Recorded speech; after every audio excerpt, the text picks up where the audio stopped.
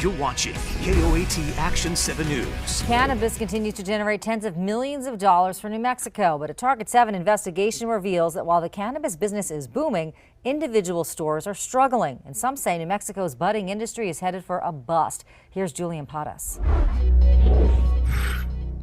In the most recent report from the state, New Mexico's cannabis industry raked in more than $30 million from March to September. But those working throughout the industry, whether they are in the greenhouses to the dispensaries, say there may be too many options. Experts I spoke with say it's not the money they're worried about, it's the businesses not making enough for themselves.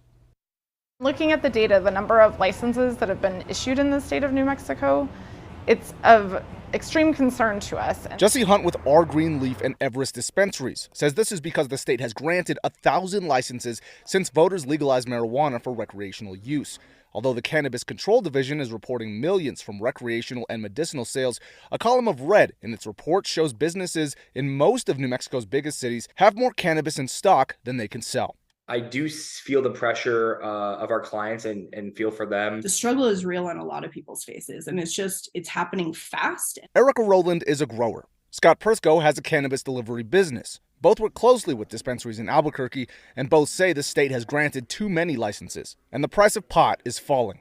For Rowland, she says cannabis prices in New Mexico are among the cheapest in the country, which affects her work as a grower. Good job, New Mexico. We went straight to the bottom.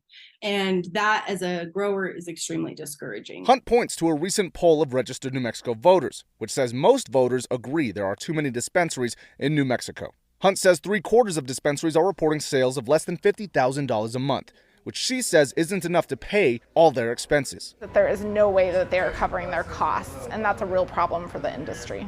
Things need to be done in a sense of helping these dispensaries and allowing them to flourish. Prisco and his cannabis delivery business, Priscotty, agree something should change moving forward before the industry continues to saturate. Hunt says if the state wants to make sure the cannabis industry continues to grow, it may be best to start taking things slow. We're not saying stop issuing licenses, pause issuing licenses, give the market a chance to level out, and then begin reissuing licenses after a year or something like that. Hunter says in addition to putting a pause on licensing, she believes the state should offer more training and education for anyone interested in breaking into the cannabis industry. For Target-7, I'm Julian Paras reporting.